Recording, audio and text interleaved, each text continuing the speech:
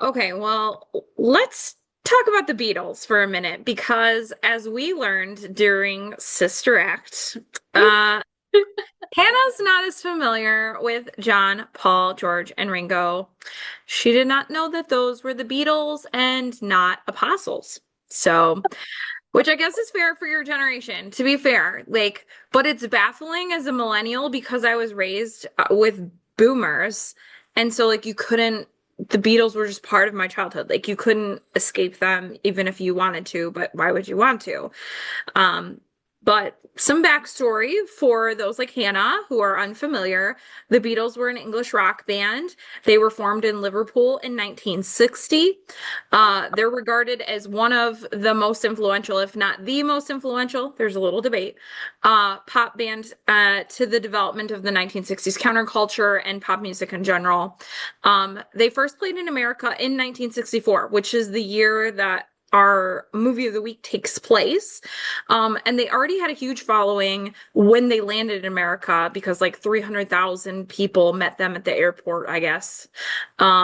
And they played the Ed Sullivan Show right away in New York City to 73 million viewers, and they sparked a huge Beatlemania in here in the United States. So Beatlemania Aw. was already going on over in England, but it kind of came over here when they landed. So there's some references when we watch our movie that like come up, and so that's kind of where that comes from. But now to our decade, boy bands were big in the 90s. We had the OGs like Boys to Men and New Kids on the Block, who was a band in the 80s and the late 80s and kind of carried over into the 90s. We had the Backstreet Boys, which I know you're familiar with because how can you avoid that with the millennials pushing Backstreet Boys on everyone? In Sync, we had 98 You know Degrees, them. we had LFO, we had Five, which was like 5IVE, which is weird because it was kind of like Five Ive. I don't know. And we also had Hanson, who was weirdly pushed to teenagers. I really think it should have just been pushed to 12-year-olds. There's a lot of backlash then. And then obviously there's the backlash that they had during COVID. I'm not even going to get into that. But let's check out the least popular on that list, which was Five. And I thought we could check out their music video, which was very 90s. It's called When the Lights Go Out. So we're gonna pause. We'll put the link in our videos so that you guys can go and check out Five if you've never heard of them and see if this is what you'd like. But I kind of thought Hannah would like at least the outfits in this music video. And she might get a crack out of the music video itself. So we're gonna pause the I'm recording. nervous. Okay, so that was Five. I really don't understand why they're talking about getting naked together in a bowling alley. Also, I will tell you that like I loved them and I don't remember why. But it was definitely like peak 90s in that song. Um, That makes sense. That's the one girl's outfit with the red hair that I'm assuming was a wig. I couldn't tell, but it looked like a wig. I loved her outfit. I think that was her hair. Well, I think that was her hair. So this was like 1998. It had like obviously it had like grunge and it had some of like the sporty wear that be started becoming really popular with the stripes on the jackets. Uh, That it was like that was the thing. Like I will admit, I have I have a jacket in the other room that's like blue with white stripes down the sleeves, like that one has. that's cute. Um, I think I got it from Old Navy or something. I also at one point, not long after this, did dye my hair like that fire engine red temporarily. It was like a temp dye. Um,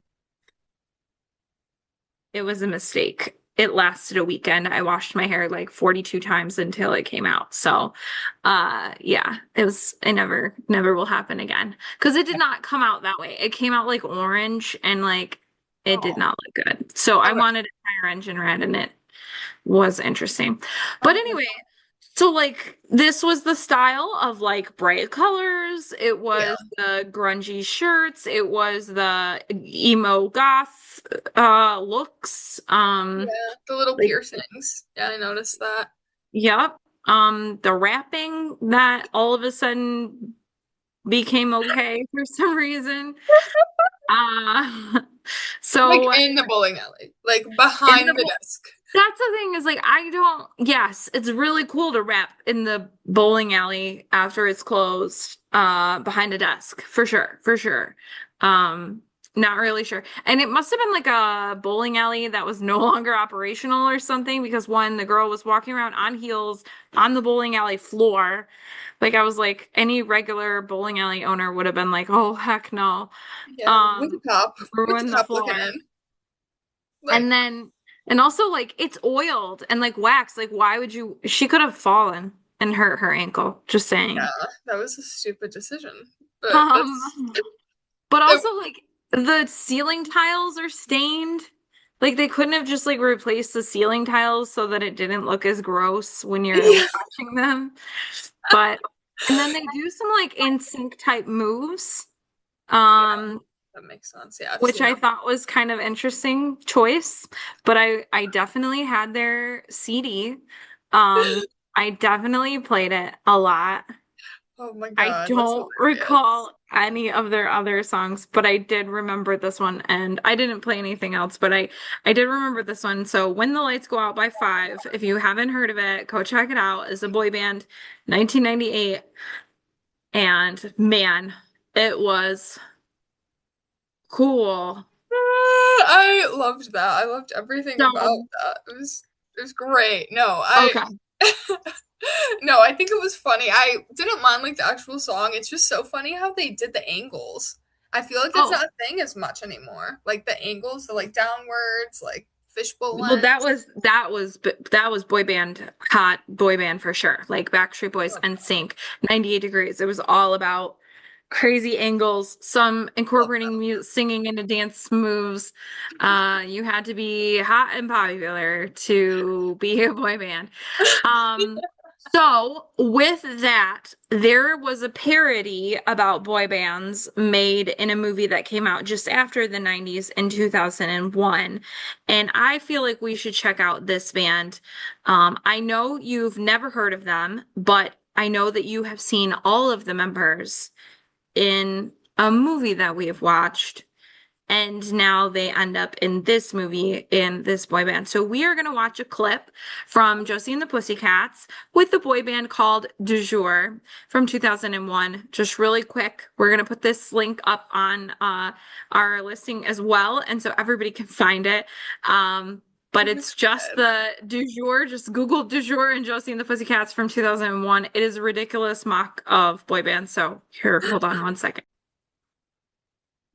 Okay, so Du jour, Backdoor Lover from Josie and the Pussycats. It was supposed to be kind of like a parody in the movie, which eventually I hope we watch this movie, but it's not in the 90's, it's in 2001, but like I said, it's really good in terms of uh We need to watch it. parodying the boys We need to boy watch band. it.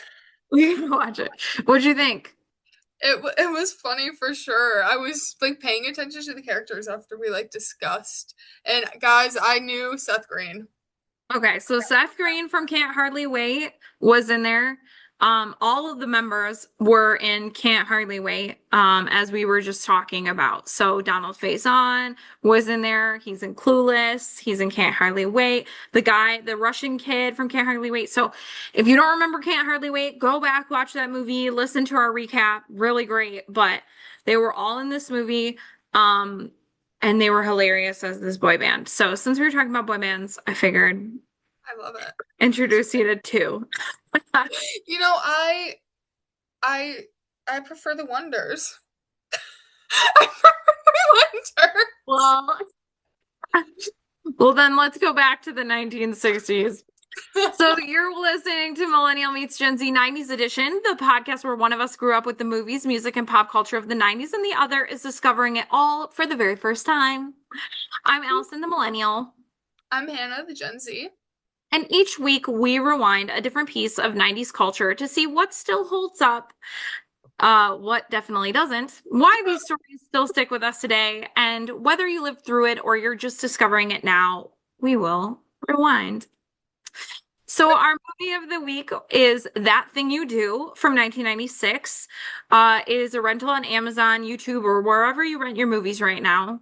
The synopsis is that it follows a fictional 1960s garage band from Erie, PA. After accidentally playing their original ballad with an up-tempo beat, they score a massive hit. Thrust into sudden stardom, the band rises into fame, but ultimately fractures under the pressures of the music industry and quickly disbands. Now, I want to say that this movie was written and directed by Tom Hanks. This was his directorial debut for movies. He did a couple episodes of shows, but for a movie, this was his first one. Additionally, according to him, he wrote this movie while he was stuck in hotels working on Forrest Gump. He was in hotels a lot longer than he anticipated, and so he was like trying to find a creative outlet for him to help get him through that period of time. And so and the movie had gone on for such a long time that he started working on this movie. That's super Um cool. I didn't know it was like his first movie. That's yeah, really cool. first Wow. movie write and direct. So the only other movie he did direct and wrote was Larry Crown, which came out much later. But he did write a TV miniseries, Band of Brothers. He wrote Magnificent Desolation, Walking on the Moon, Electric City, a few episodes of that, Greyhound, and the Americas, TV miniseries. He also starred in this movie, but we will get into his acting later. So, Hannah, what did you think of this one? And before we get into the movie itself, how about you give us a rating early this time? Okay. So this is not one of my top three, but I'm giving it an 8.75 because I don't want to give it a 9. I know I'm getting really specific, but I You really can't, like this you gotta movie. stop doing that. We're gonna stick to the point 0.5 scale. Is it a 9 or is it an 8.5? Okay, I'll give it a 9. I'll give it a 9. It was real okay. I watched this one twice though. And like when I Okay. watched them more than once, that's how you know. You know what I mean? I feel like you always watch them twice. But like this one specific like I rented it twice. Like I rented the movie twice. Okay, so you paid $6 instead of like $3. And I it was rented it at two it was different worth the $6 is what you're saying. We're gonna put that in your we're gonna quote you on that. $6. Hannah's review. It was worth the $6. No, I rented it twice, and the first time I just watched it like more for entertainment, not to like as much take notes, just to like be like, oh, like what's the vibe of this? Because before the synopsis, I think we've like mentioned this movie in passing, but I thought it was gonna be a full-on love story until he gave me the synopsis. So I kind of enjoyed Band that it story. wasn't. It's a love of music story. Yeah, yeah.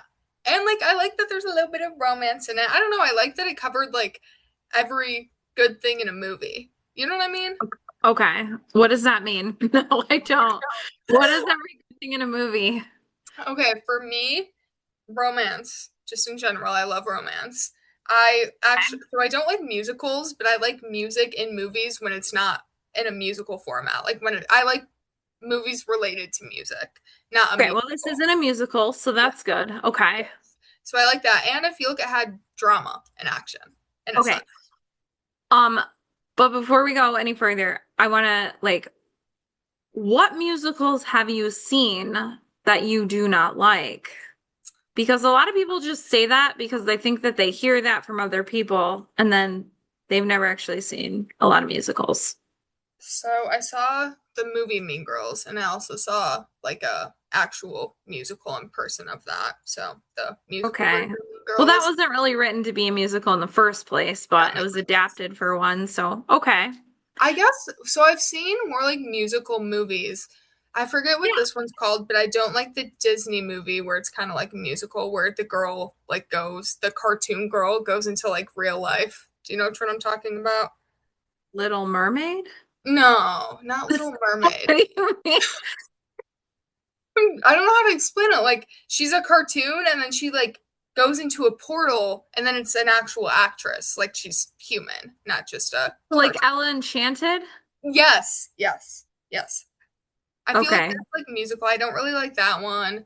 And then what's the other one? My roommate. We gotta teach you some like classic musicals and see what you think because those are the hokier musicals. So I kind of get that. Okay, so maybe that's why. Did you Maybe see that's Mamma why. Mia? No. Well, actually, yeah. Never mind. I recently watched that one. Okay, I and like you didn't like that that one one. either. Oh, you do like that I do one. like that one Okay, actually. so you're not against musicals, you're just against some premises that probably are hokey. Yeah, I think it's And just stupid when they make it a song when it not should Ella be a Enchanted. song. What was it called? Enchantment? I think it is Enchanted.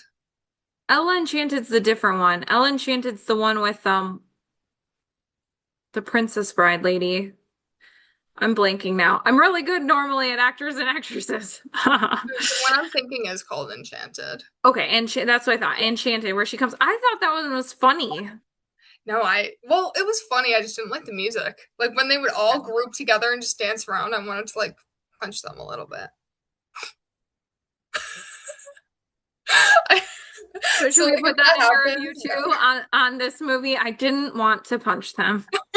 Hannah's notes. It was worth the $6. don't I recommend them. didn't want to punch them when they sang.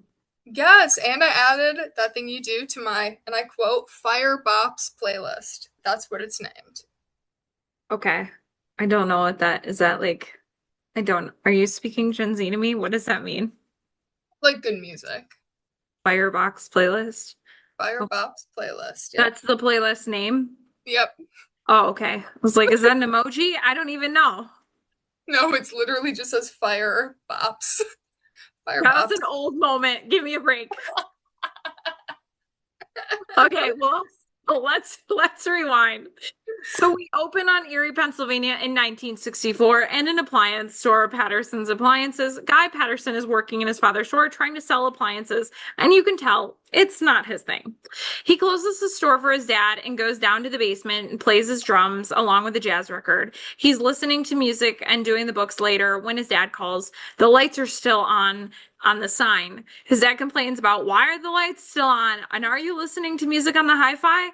Now, Guy is played by Tom Everett Scott, who's known for his roles in American Werewolf in Paris, Boiler Room, Because I Said So with Diane Keaton and Mandy Moore.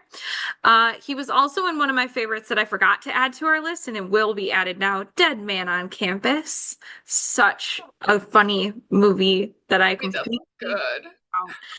I will watch that one on repeat and it will be in living rent free in my brain forever. Okay. He was also in Van Wilder, Philly, a few episodes of ER, Saved the TV series, and he's the voice of Buddy in Air Buddies and Snow Buddies. He was also in La La Land, so maybe don't tell him you don't like musicals. And he's also in The Summer I Turned Pretty, which is a great show if you haven't That seen is it. a good show. That was a good show. Um, the next day, Guy drives to the diner before work. There is a group of people in a band trying to come up with their band name, and Faye asks what happened to the name, The Echoes. But apparently, there's already a band in Buffalo with that name. So Lenny suggests the band you're about to hear, and Chad suggests the Corvettes, but that makes Jimmy think of the Chordvettes, and they look at him like, no.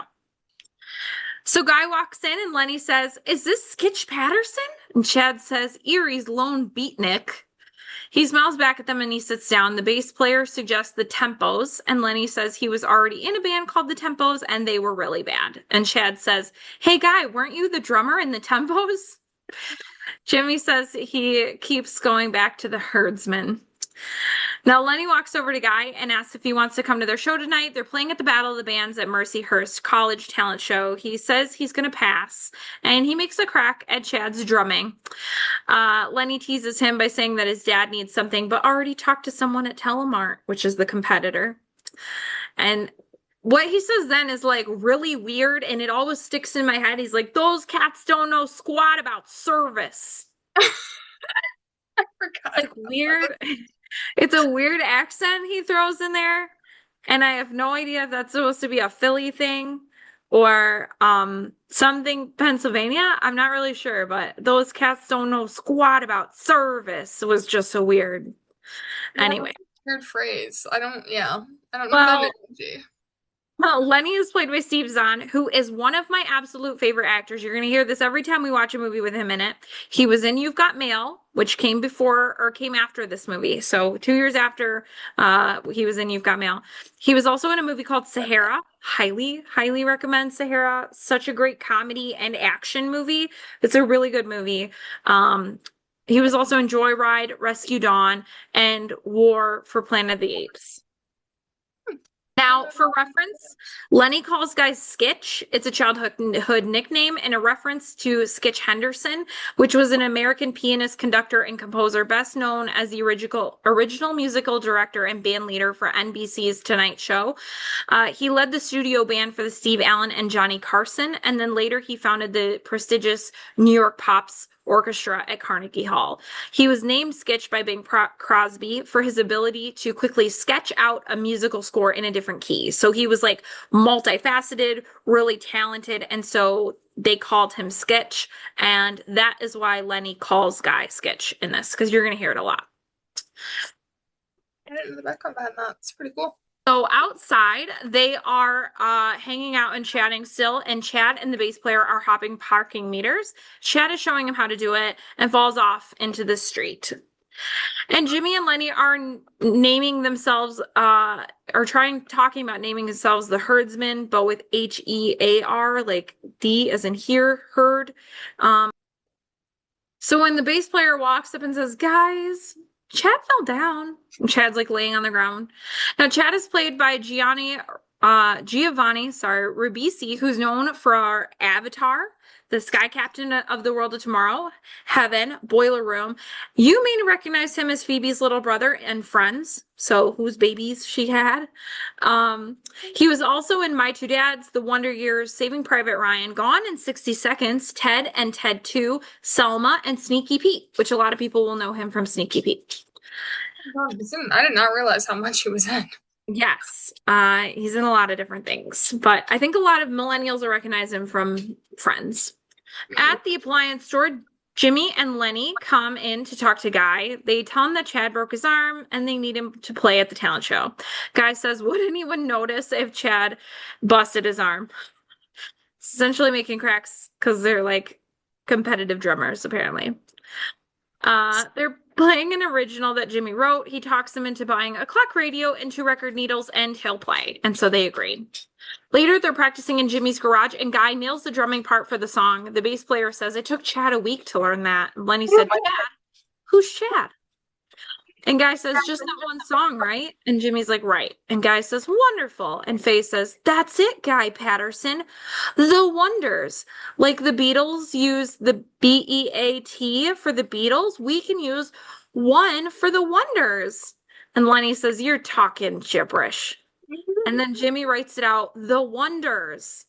O-N-E. And Lenny says, it looks like the Oneders. And Jimmy says, no, the Wonders. And Lenny says, right, but it looks like the Oneders.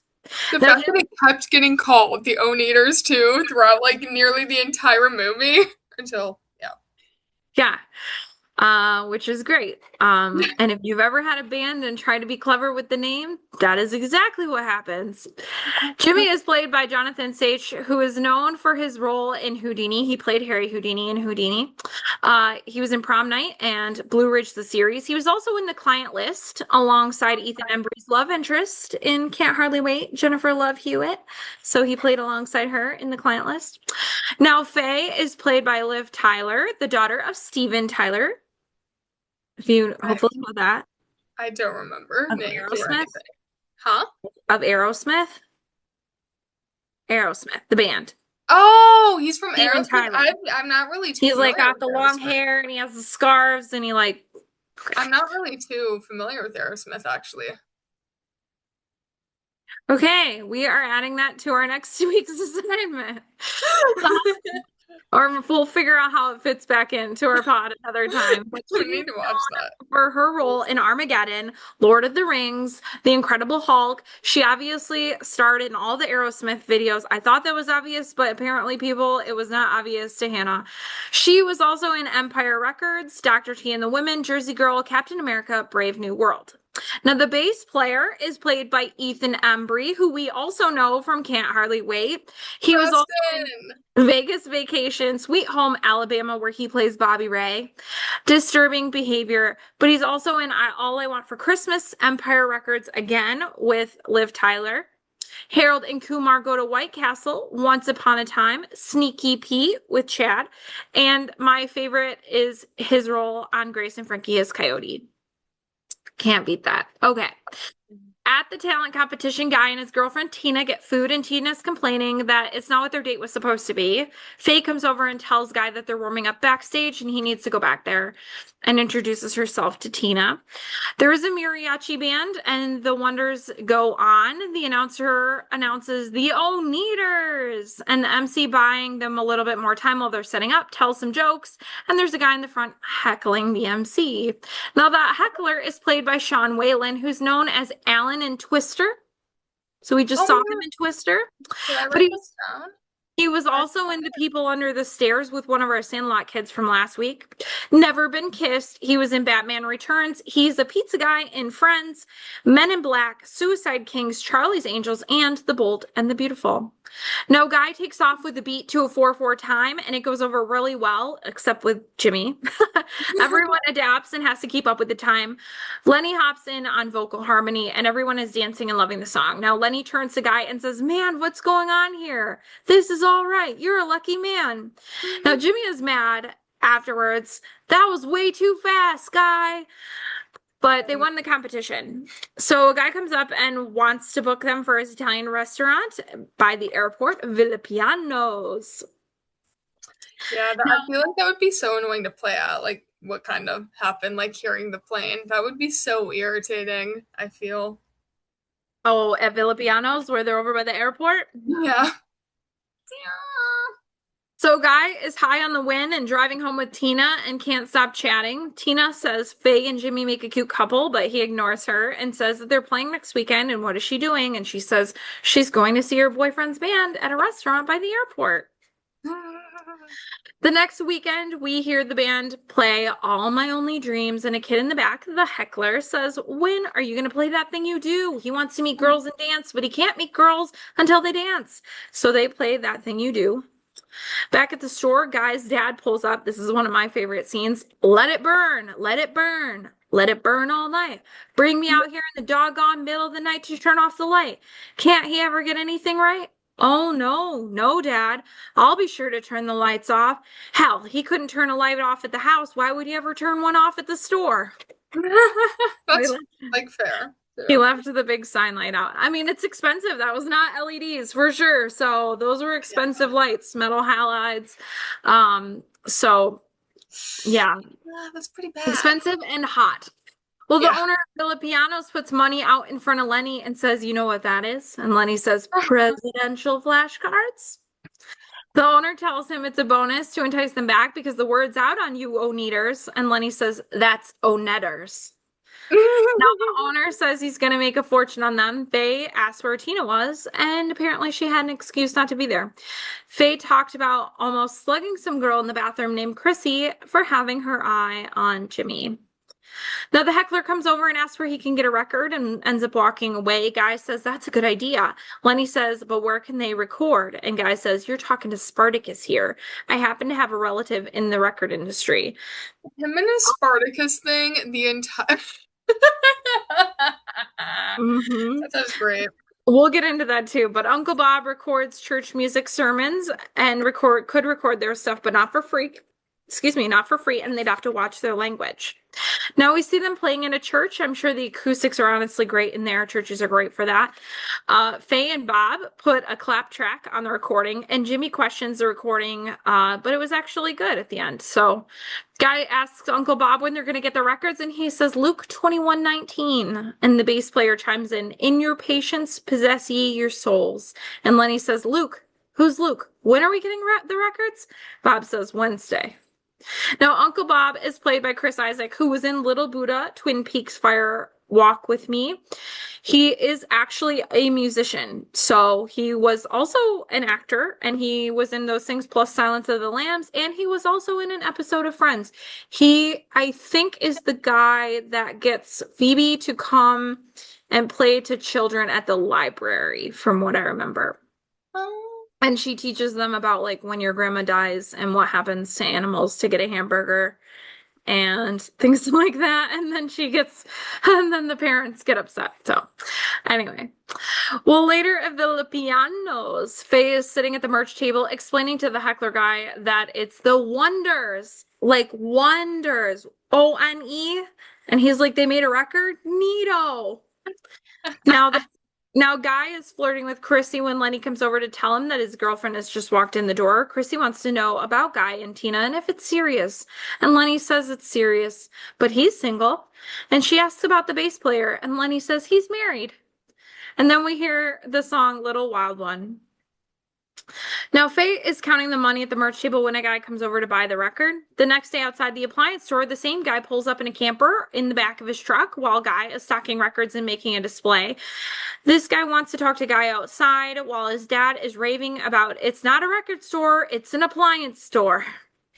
Now, Phil Horace introduces himself and invites him to step into his office. He says he thinks their record is a hit record. Now, later we see the whole band sitting around the table in his camper with a standard management contract. He's going to get them at rock and roll shows and on the radio. He makes them a guarantee that will be on the radio inside of a week. Now, Jimmy doesn't want to sign anything that has to do with his music. And Lenny says, are you crazy? Or a man in a really nice camper wants to put our song on the radio.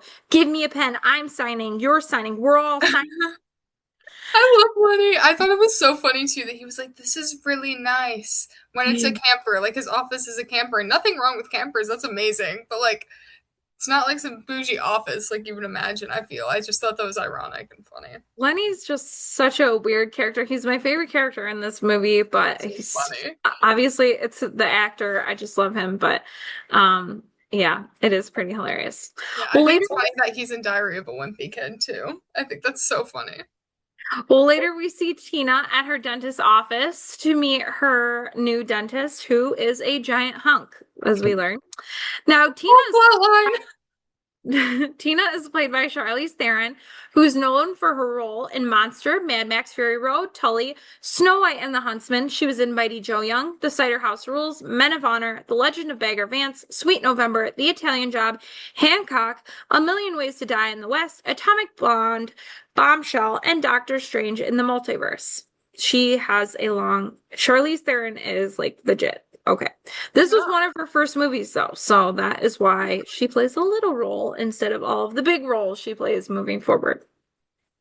Wait, I need to go pay attention to some more like Avengers movies then. See the Doctor Strange one. Or watch Bombshell. That's a good, important movie. It's about the meat movement. Everyone in this band is listening to their radios for their song on different stations, and Guy gets caught and his dad sends him to talk to potential customers. Faye is licking stamps to mail envelopes when she hears the DJ announce the Oneders, and she takes off running to the store. Along the way, she bumps into the bass player coming out of the Marine Corps office and has him change the station to the song. They run together, screaming into the store and interrupt Guy and change the radio station in the store to his song. Now they jump around, and then Lenny and Jimmy pull up, leaving their car in the middle of the road, and they're all dancing. Now Lenny runs over to Guy's sister and she shies away, so he grabs the cardboard display girl and dances all over with her. Guy's dad yells, "Put that down, that's a very expensive board display." And then at the end, Guy yells, "I'm Spartacus." Now Guy calls Tina and is bragging, but she missed the song on the radio. She's putting rollers in her hair, and she said she's heard a song before, Guy. He invites her to a big rock show this weekend, but she has dental work being done all day, so she won't be there. He says, "You're going to miss 2,000 screaming fans screaming for yours truly," and laughs, and she goes to hang up and tells him not to get into any trouble down there in Big Pittsburgh. And he says, "Oh, I never do, for I am Spartacus." But Tina had already hung up after turning on the hairdryer and was unable to hear him. Now, the Spartacus thing is from the 1960 movie Spartacus, in which Roman captors asking surviving rebel slaves to identify their leader so that they can crucify him, they all stand up and they shout, "I am Spartacus." So the whole idea of him constantly using this reference is supposed to be a show of his loyalty to the band and solidarity and covering for his bandmates.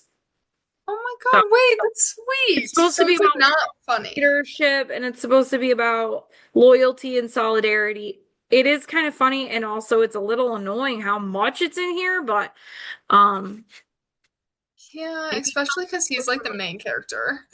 maybe Tom Hanks was really into Spartacus when he was watching or writing this movie. I don't know. So that weekend, the Mattress King, boss Vic Koss, is leading a cavalcade of bands 2 nights in a row. The Wonders are backstage getting ready, and boss Vic Koss is prepping as well. Now, boss Vic Koss is played by my lovely favorite, Kevin Pollak. This is the third time we are seeing him.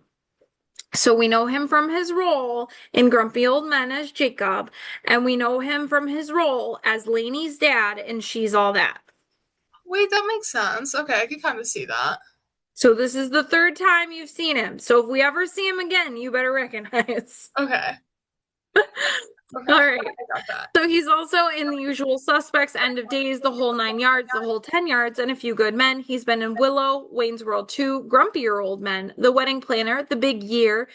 He played Alvin in the show Mom, and he was also in Tulsa King. But still, my favorite is he plays Moisha Maisel in The Marvelous Mrs. Maisel. Great show. Now he introduces the first band, the Oneders, and it does not go well. The electronics don't work. They get feedback really badly. Guy's cymbal tips over, and apparently the beat was off, and Jimmy sings off key. They get booed off the stage. So that's what we learn later when Guy and Phil are walking. And Phil tells him he's going to get it all back tonight. And he takes him into a Chinese restaurant for lunch to meet Mr. White from Playtone record label. He heard the record and Playtone would like to release it and add the Wonders to the Playtone artists. He tells them that they have papers to sign, they'll need master records handed over, and Phil will go away, which Guy was like not okay with that, but Phil was good with that. He tells Guy it's rock and roll tour, it's state fairs, they'd be on tour. And Guy says he has to talk it over with the band. Now later, Mr. White is with the group backstage in Pittsburgh, and he says, next, this Wonders with the O-N-E, it doesn't work. It's confusing. From now on, you boys will just simply be the Wonders. To which Lenny says, as in, I wonder what happened to the Oneders? I thought it was kind of sad that their name changed. I thought it was sad. I mean, it kind of makes sense. Like, if you're being called the Oneders constantly, like, yeah, I would too. But, like, Faye helped come up with it, and I love Faye. Yeah, but she still has a great name, the Wonders. She just was spelling it wrong. Yeah, it's true. I Yeah, mean, don't keep a name just because she's a sweet person. what? It's not gonna, brands are super important. So okay, well, Mr. White says that Playtone will release the record nationally. He says they're going to get them matching suits because they are nice boys. Well, except for Guy. Jimmy asks about when they're recording next, and Mr. White tells him that touring is a priority and they'll be out on the road until Labor Day, which the bass player pipes up and says that he can't tour only until the end of August because he joined the Marines, which is news to the group. He didn't tell anyone. Mr. White says, who is Faye? And Jimmy says, well, she's sort of his girlfriend. Mr. White says if she wants to go on tour, she's the costume mistress. He throws Guy some shades and tells the bass player to Semper Fi. I thought that was so funny. And then when he went by Shades, like when that was his name or whatever, I thought that was great. Yeah, so Guy calls his dad at the appliance store, and his dad says, well, you're an adult, so go on off and bang on your bongo drums as long as you like. Guy says it's just for the summer, and he hangs up and says, well, Mama, your son who loves you just left us in the lurch. Darlene, you just got promoted. And she says, you mean you're going to start paying me? And he responds, I didn't say that. That's so fair. Well, Mr. Patterson is played by Holmes Osborne, who's known for his role in Identity, Southland Tales, and Donnie Darko. He was in Truman, The Mod Squad, Horse Sense, Miracle in Lane 2, Bring It On, Cheaper by the Dozen, and he was also in Air Buddies. Mrs. Patterson is played by Claudia Stedlin, who we know from Wild America as the one who had her face mauled by bears. Oh my God, wait, I could see that. I feel like that one would be harder for me to like recognize because Yeah, of because her. she had her face mauled by bears. She was also in Larry Crown with Tom Hanks, Switchback, Conspiracy Theory, and she was also in an episode of Friends, and a few episodes of the new Matlock. Now, Darlene Patterson is played by Dawn Maxey, who's known for her role in Multiplicity, Baby's Day Out, Richie Rich. She was also in an episode of Boy Meets World and was in My Favorite Martian in the 1999 remake. Later on tour, Mr. White has the new record, and the boys get excited. The bass player Super excited. disappeared to the Chantraline's bus, and Mr. White goes looking for him. Just then, Diane Dane walks up, and Lenny fawns all over her, saying he had a boy-girl crush on her. And she smiles at Jimmy. Now, Freddie Fredrickson comes up and tells him that their song is catchy, and Guy is the first says that's the first record he ever bought was the theme for Mr. Downtown, and he starts singing his song back to him, which I you don't do, which I would be also just as bad. And he's like, darkness falls and the night's begun. The river runs bright, bright as the sun. Under the waning moon, there's danger to be found. Anyway. He like walked away after two. He was like, Yeah, and then so we later see Freddie singing his own song on stage with the band and his backup singers. Now, Freddie Fredrickson is played by Robert Torti. He was known for his role in She's the Man, great movie, The Game Plan, The Race to Witch Mountain. He was in Generations, Days of Our Lives, Joseph and the Amazing Technicolor Dreamcoat, The Drew Carey Show, and The Young and the Restless. Now, the Oneders are on next, and Mr. White is telling them that there's a huge DJ from Columbus, K.O. Bailey. Mr. White continues, if he likes what he hears, he's going to play that thing on the radio tomorrow morning with 50,000 watts behind it. It's very important you don't stink today, which is his like classic line from this movie. Lenny says he makes no guarantees. Well, Mr. White tells them that after they play, they bow in unison and they leave the stage before the applause stops. Jimmy asks what if they want an encore. He says, you unplug and you run off stage. Smiling, of course.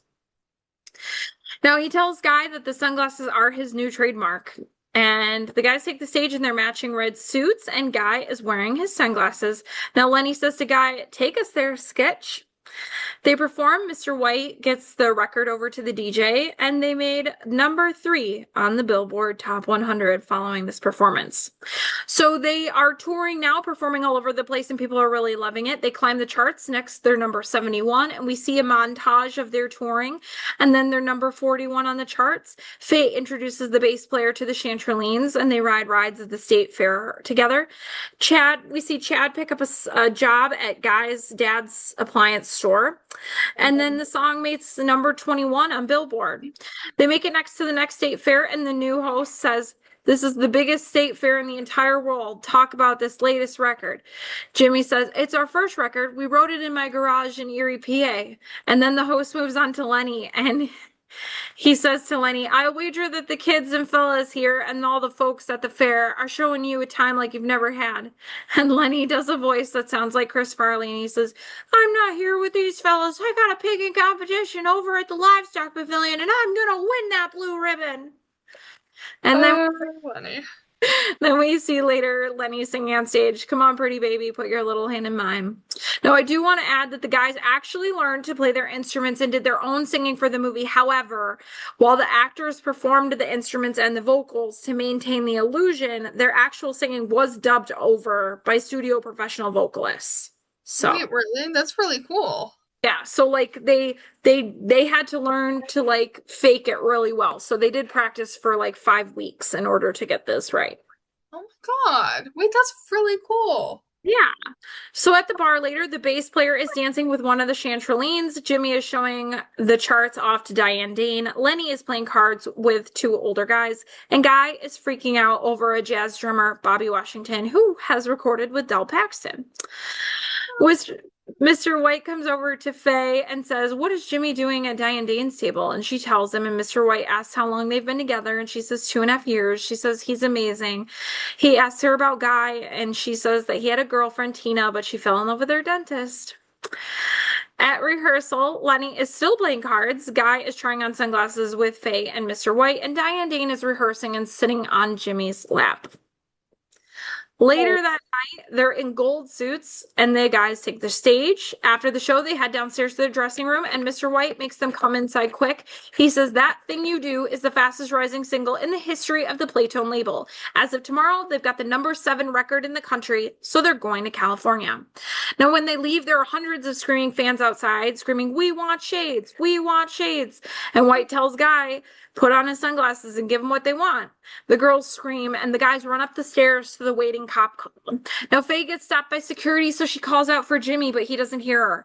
Guy sees that Faye is stopped and goes back to get her, and Lenny is yelling for all the women to climb on top of the car and come with us, which they do. And Lenny says, "Well, I like Wisconsin." I thought it was so sweet how Guy actively cared about Faye. Like throughout the Yes. entire movie, he cared so much, and he was just a genuinely good guy. He's my favorite character. Okay. I like the funny characters, I think. Okay. That's So later on the plane, Faye is sick and Guy puts her in the row to herself and she has to lay down and covers her with a blanket. He gets called back for a band meeting. He tells them Faye's not feeling well, but no one says anything. Jimmy asks when he's getting into the recording studio, and White says they need to connect with Mr. Saul Seiler, the CEO of Playtone, first. Then they can get into the studio because, as Jimmy says, the whole point is to make more records. Mr. White continues that he got them into a movie doing a cameo. If he did his job correctly, they're also going to be on the Hollywood Television Showcase. And then they'll cut another record at Discmaster Studios after that. In Hollywood, they stay at the Ambassador Hotel, and Faye has to buy meds for her sickness. The guys are on the set of a beach movie where they're in the background pretending to be a band on the beach. Jimmy is mad, saying that they look like a bunch of chimpanzees, but Guy says no, they look like a rock and roll band playing a rock and roll song at Weekend at Party Pier. Lenny says they're not the Oneders right now, they're Captain Geach and the Shrimp Shack Shooters. Now, Jimmy was not happy about the Rick and Anita movie. Now, I do want to point out that Anita is played by Tracy Reiner. We've seen her before. She is Rob Reiner and Penny Marshall's daughter. You may remember that she was Betty in A League of Their Own. She also appears in a ton of movies, Big, Die Hard, Beaches, When Harry Met Sally, Pretty Woman, Apollo 13, Never Been Kissed, The Princess Diaries, and Riding in Cars with Boys, and Raising Helen. Oh my God, I do remember us talking about how she's the daughter of the runners. Yes. Yes. So Rob Reiner, big director, unfortunately just passed away, but big, huge director, was an actor as well. His dad, Carl Reiner, we've seen stuff that he's done as well as a director, as a writer. So kind of runs in the family. Penny Yeah. Marshall, who was the wife of the devil in Hocus Pocus. She's Oh. also a director and an actress. And the sister of Gary Marshall, who's also a director and an actor and a writer. And so, anyway, so these two people got married, short period of time. They didn't stay married, but they got married. They had Tracy Reiner, and she just pops up in a bunch of movies because of that. Because it's either Wait, if it's dad's movies or her mom's movies, she's in the movie. that's really cool. That is a family of talent. Holy crud. Hollywood is a lot of families Yeah, that's pretty cool. connected together who've married each other. Okay. So, at Playtone, they get a photo with Saul Seiler, and Lenny spots the receptionist and falls in love immediately. He hits on her, and she flirts back. Now, Jimmy tried to talk to Saul, and White had to chase him away. Later at the restaurant, Jimmy is upset that Saul doesn't care or know their music, and yet he's responsible for their musical fate. He says, "Diane warned me about this," which was a shock to Faye, and Jimmy says, "Diane told him never trust the label." Lenny says, "Oh, I agree. They put us up in this fancy hotel, all expenses paid, all while our record climbed times the charts? A bunch of lion snakes. He Jimmy doesn't doesn't like Yeah, Jimmy doesn't like this sarcasm and says, "Sorry, I'm bugging you. I guess I'm alone in my principles," and walks off. And Lenny says, "Oh, there he goes, off to write that hit song, Alone in My Principles." The guy who works at the hotel, Lamar, comes up and tells Lenny a major blonde in a major car has pulled up for him. It's the receptionist. Now, Faye goes back to bed. She's not feeling well. Guy and the bass player are going to leave together, but the bass player runs into other Marines who decide to make him do push-ups. So Guy leaves to go to a good jazz club that's recommended by Lamar, the Blue Spot. Now, Lamar is played by Babatunde, who is known for his role in How High, Life, Dead Again, Black Dynamite. He's also in Silence of the Lambs, The Importance of Being Earnest, a few episodes of The Fresh Prince. He's in The Net, Multiplicity, an episode of Friends where he leaves Joey in charge of teaching a dance number. That does not go well. Because Joey doesn't know how to dance and he lies on his resume and says he has like so much ballet experience or whatever. It's pretty funny. He's also you may recognize this if you watched more episodes, but he's also the principal in Dawson's Creek. So a lot of millennials, if you watch Dawson's Creek, would know him from Dawson's Creek. He's in John Q. He's in The Notebook, The Manchurian Candidate, Half and Half. He was also in The Bold and the Beautiful and Dear White People. So at the club, Guy is drinking a lot and enjoying the jazz. His waitress, Marguerite, is flirting with him, but he finds out that Del Paxton is there and Marguerite has lost him. He is starstruck. Marguerite introduces him and Guy sits down, fangirls all over him and says, "You are my biggest fan." Del tells him to keep on playing no matter what. And with who? Because bands come and go. Del asks if they're any good, and drunk Guy says, "Yeah, we've got Jimmy and Lenny and me and Faye," which is another slight to the bass player. So I just really quickly, the bass player has like no name this entire movie. He only is called the bass player. I was gonna ask about that, yeah. Yeah, poor Ethan Embry has no name. And he's like a main character too. I feel like all 5 of them are like main characters. I mean, I feel like he's the least main character out of all of them. Point of order. But he's the bass player. This is supposed to be a joke because, like, who cares about the bass player? Like, it's kind of the joke.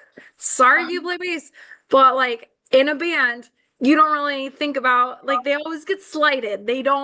Nobody cares. Everybody's like more about the guitarist, the singer, the drummer. The bass player kind of sinks into the background. Now I have known some amazing bass players and they should always have their name be mentioned.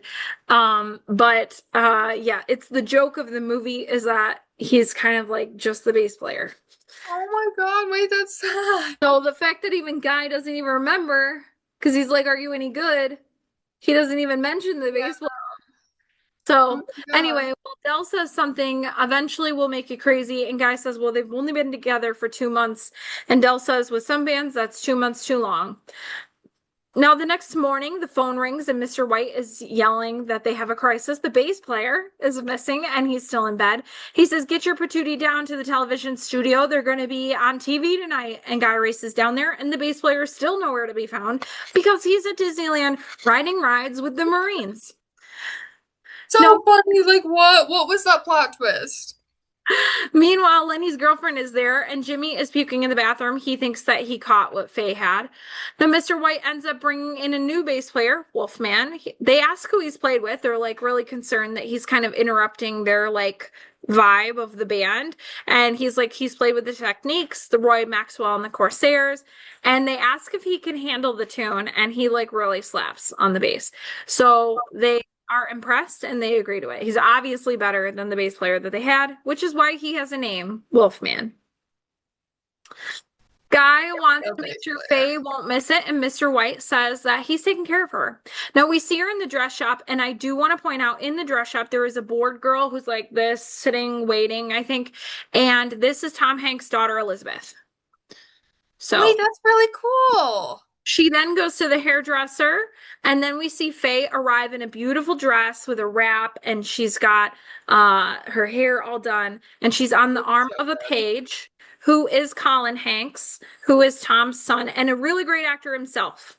Oh Like he's in my God. Orange County. He's been in a bunch of shows and movies, and he's awesome. I love Colin Hanks, great actor. But he was a page in this movie, and I didn't know that until literally the last time I watched it because when I originally watched it, like Colin Hanks was still like young on the scene and like not in a bunch of things that I've seen since then. So now he's kind of made his own way in the world. And anyway. So back at home, guys, parents, sister, and Chad are watching on TV. Now, one of the acts before includes an astronaut, Gus Grissom, who is played by Bryan Cranston from Breaking Bad. And he's talking with the host, played by Robert Ridgely, who is the voice of the Beast in Beauty and the Beast. So these people are kind of cameoing in this movie a little bit, showing up a little minor Wait, that's role, cool. but What? important people. Okay. You He's know done the a bunch of stuff. Beasties? Robert Ridgely's done a bunch of stuff. It's just one that was something I thought you'd recognize. So Yeah, that's cool. now they're wearing black suits today, and Lenny says to Guy, "Hey Sketch, how do we get here?" And Guy says, "I led you here, sir, for I am Spartacus." He is obsessed with this movie. And Lenny is just like, okay. And everyone's losing it on TV. Now, when we see the Wonders play on the screen, pops up their names. Leo, which, is Lenny, but goes Yeah, by Leo. They're trying to make him cooler. yeah. Wolfman, Shades, and Jimmy. But Jimmy says, "Careful, girls, he's engaged." Now, he's shocked to see that on their monitor, and Faye makes a face like, oops. Now, later, Jimmy is mad about what was on the screen. Faye says she was just as shocked as he was, and he says, "Am I supposed to buy you a diamond ring now?" She tells him he's ruining this beautiful moment, and he says, "Where did you get the idea that we're engaged? We're not. That's the last thing I would need in the world." Lenny comes in with his new girlfriend, and asks Jimmy to borrow money for Vegas, and Jimmy says no. Mr. White comes in, and Jimmy says, "Mr. White, it isn't true." And Lenny asks Guy to borrow some money, and Guy gives him $200, no questions asked. And Guy says, "Good Lord, Faye, you look gorgeous." Now Faye asks to say something, and Guy tells everyone to be quiet. Now Faye says, "Jimmy, from now on, you stay away from me. I've wasted thousands and thousands of kisses on you. Kisses that I thought were special because of your lips and your smile and all of your color in life. I used to think that that was the real you when you smiled, but now I know you didn't mean any of it. You just save it for all of your songs. Shame on me for kissing you with my eyes closed so tight." That is like a real get the hell out of my face thing. Yeah. So But that like in a nice way. I appreciate that she did it respectfully, you know what I mean? She wasn't just like, F you. she Instead, did she like it made in it a like poetic. burn way. Like, yeah, it was like that's a big burn. Yeah. Shame on me for kissing you with my eyes closed so tight. Yeah. That was poetic. I liked that. I didn't like that it happened to her, but Oh yeah, obviously, yeah. he was a D-bag. He was So a D-bag. Faye leaves and Jimmy says he should have dumped her in Pittsburgh. Like rude. And Like then he as asks he's which one of walking them, out too. Like she's not even listening and he yeah, just felt the need to jab that in. because he yeah was embarrassed and pissy. Well, then he asked which one of them said that he was engaged, and Mr. White says the same person that said that you had class. Uh, Obviously, it was Lenny and his girl leave. Guy looks at Jimmy, who tells him to take his stupid sunglasses off, and he does. And he says, "Why wouldn't you have dumped her in Pittsburgh?" That part I didn't understand. Like, I kind of understood, like, save her the heartache, but yeah. also, like, it was such a weird line that doesn't go anywhere. So that one Yeah. was one that always made me confused. I could see that. I did like what Mr. White said, but yeah, I could see that. I mean, I appreciate that that guy was trying to stand up to Jimmy and be like, hey, like, in a sense, what you did was effed, but he said it in a weird way. Well, later in the recording studio, Jimmy says, "We do my songs or we don't record anything." And then Jimmy gets schooled by Mr. White about his contract and what he has to record when Jimmy quits. Mr. White says, "Your band is falling apart, Guy. Where is Lenny?" And we see that Lenny is getting married in Vegas. Recording studio, Mr. White says the Wonders are in breach of contract. Guy apologizes, and Mr. White says it's a very common tale. Guy says, "Well, maybe to you, but I was in a band and we still have a hit record." And White says, "Yeah, you do. One hit wonders. It's a very common tale." No, Guy stays in the recording studio to play, and White tells him he has to be out of his hotel this afternoon. Mr. White tells Guy that Faye is special and that he is the smart one. Back at the hotel, Faye is packing and she cuts Jimmy out of her picture of her, Jimmy, and Guy. Now, Guy messes around on the drums. The man in the booth asks what he calls it, and he calls it I Am Spartacus. Del Paxton walks in and wants to hear that Spartacus again and tells the guy in the booth to record it. Guy heads back to the hotel and Lamar tells him that Faye is still there sitting at the counter. Guy tells Faye that Del says he has the chops to make it in LA as a drummer, so he's gonna have to give it a try. And Faye says she's just gonna go back to Erie. Now, Faye asks Guy if he was in love in Erie, and he says he thought so. But Faye says Tina wasn't right for him. She asks, was she a good kisser? And he says, yeah, but it would be ungentlemanly for him to elaborate. And she says, gentlemen, I forgot what you fellas looked like. She kisses him goodbye on the cheek and then says that none of this would have happened if he hadn't joined the band, and she means that in a good way. He goes after her and asks her when the last time she was decently kissed. I mean, truly good and kissed. And she says, Dave Gamelgard, New Year's Eve in 61. He says, okay. And then he kisses her and she kisses him back. Now Lamar smiles as he looks on at the young lovers, and Faye says, we should have done that a long time ago. Guy agrees, and they keep kissing and go back inside the hotel. Now the screen says that Guy and Faye Patterson were married in April 30th of 1965. They raised 4 children in Venice, California before moving to Bainbridge Island, Washington. They founded the I'm not from Washington, so I am gonna botch this because I can never remember. Is it Puget or Peugeot or Puget Sound Conservatory? I don't know. They founded a conservatory of music. That's all that matters. Where Guy tells not real stories, so it's okay.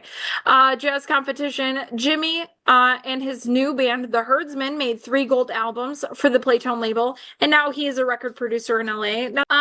So the bass player served 2 tours of duty in Vietnam, receiving Purple Heart for wounds sustained at the siege of Quezon.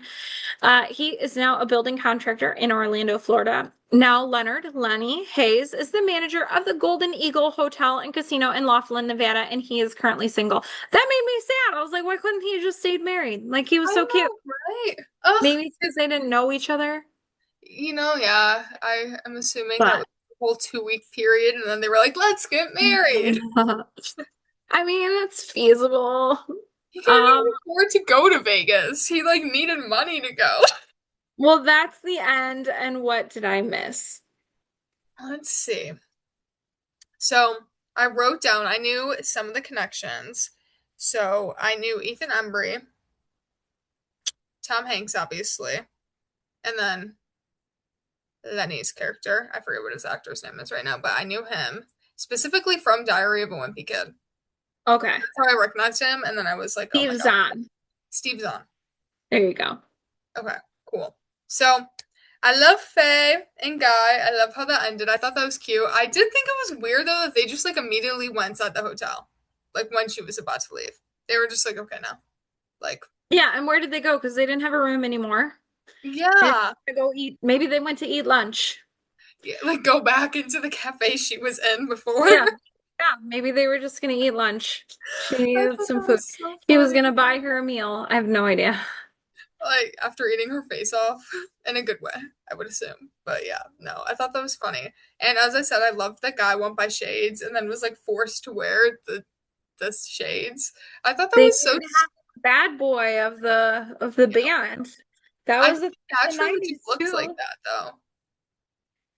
That was the thing in the 90s too, to be the bad boy of the band. Were shades a big thing in the 90s?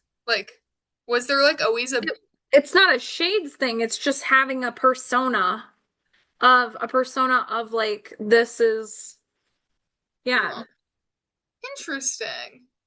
I didn't know that was a thing, but I kind of like the 90s more. Yeah, you take on a person. I mean, it's a music thing. You take on a persona, and that's your vibe. It's like a brand that you have for yourself to get people to buy in to you. I like that. Yeah. Another thing I thought was funny too was Faye bringing them food, and when the first time she brought them food when Guy was there, he was like, don't ever make me a bologna sandwich again, and waggled the sandwich in her face. And I thought that was so funny. And I relate to that because I hate bologna. I absolutely despise bologna. I will not go I near, remember that part. I guess I have to go back and watch it. he like waggled it in her face. It was really funny. I wrote that down specifically because I was like, I hate bologna. Yes, guy. Yes. Yes, Claire. It was so funny. I also thought it was funny that the bass player was called the bass player the entire time. Yeah, and on the screen it said TB player. Yeah, I literally have it written down that the bass player being named TB player and no one ever explaining it is one of the funniest running jokes. Like, Yeah, like it's what? because who cares about the bass player? That's so sad. That's so sad. I know. I did That's not the know joke that. of the movie. That's the joke of the movie. Yeah, no, I thought it was hilarious, but like I was so confused too. I was like, I don't know. I don't know. I wrote down Guy Patterson is literally the only person in the band who understands what's happening the entire movie. Because I feel like, as Mr. White said, he was a smart one. And like Lenny's over there just doing his thing. Jimmy's kind of just seemed to be in his head and was a little, not a little, he was selfish. I did not like Jimmy. And then the bass player was doing his military stuff. I thought it was just funny. That guy was the only like level headed one for the most part. You know what I mean? Yeah, So I I thought mean, that was funny. it's kind of how he was supposed to be. Yeah, Yeah.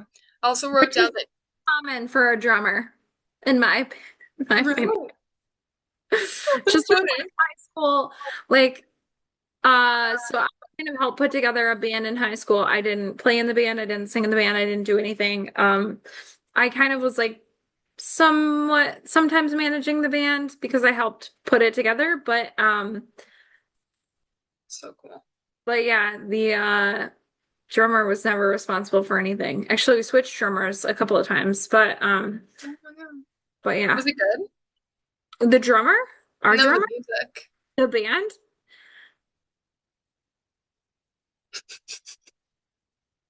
yes. When they did covers, they were great. When they wrote songs, there was like something was off, and we could never quite fix it. We weren't. It was not a popular band. It did not ever stay a popular band. It was fun to like play, and like we played Blink 182 songs and stuff like that. I wasn't allowed to sing along with it because like at the time my voice was too like classical from all Mm-hmm. the choir that I was in is what my boyfriend at the time kept saying is your voice is too classical. Um so Oh. yeah. My best friend was the bass player. My boyfriend was the guitarist. And then we had another guitarist and lead singer that was a friend of ours.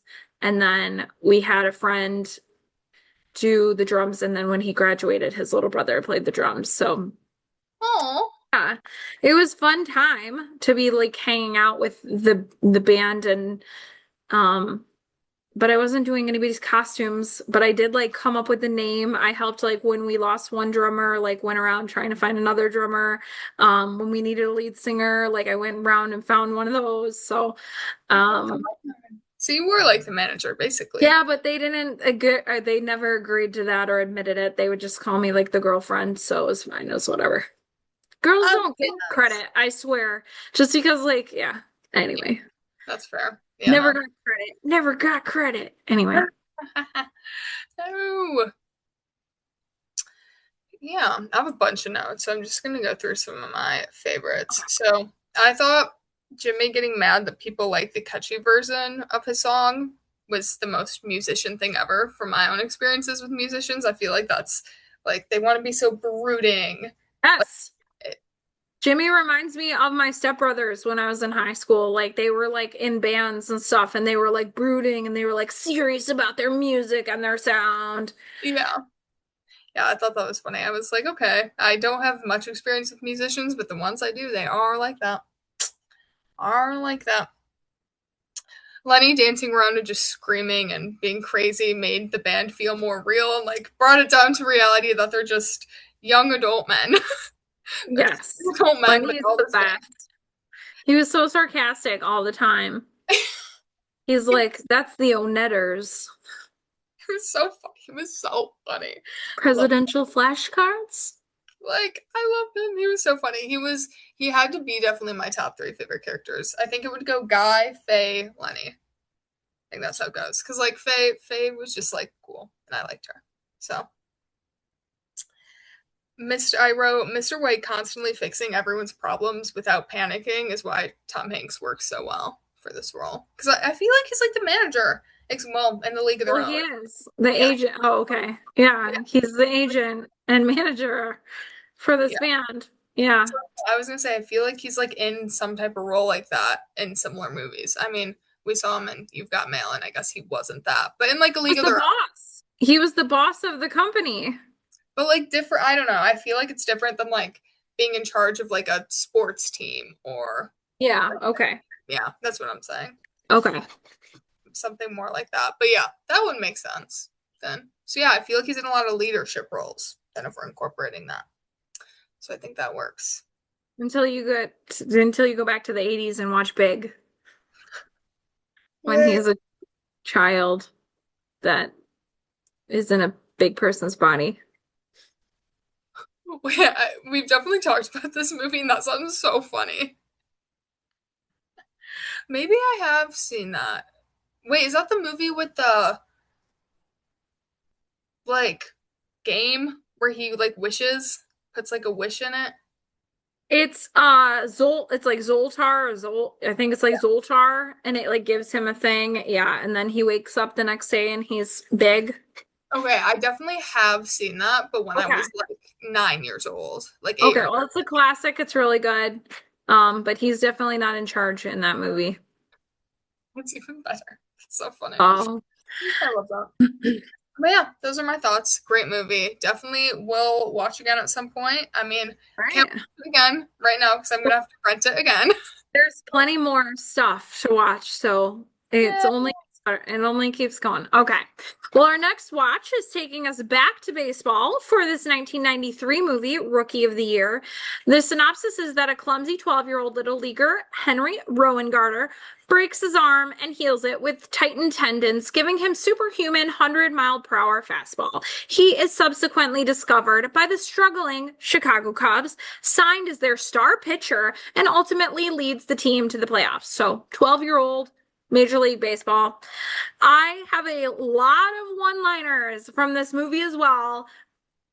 I will save them, but I will tell you that you need to make a note to look up, to find out, not look up, but watch the movie and listen for hot ice because you will be quizzed on what hot ice is next week. Ice. Okay.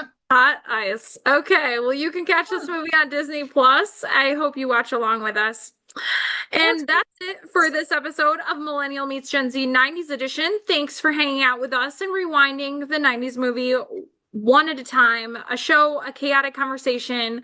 If this episode brought back a movie or a memory or had you singing in your seat, introduced you to something new, or made you want to revisit a classic movie or song, make sure you follow or subscribe wherever you get your podcasts so you don't miss the next episode. And come find us on Instagram, Facebook, YouTube, and now Patreon for clips, behind the scenes moments, and all the extra conversations that didn't make this episode. We'll actually have clips just for Patreon, so you should head over there. But until next time, be kind and rewind. Thanks for listening or watching, everybody.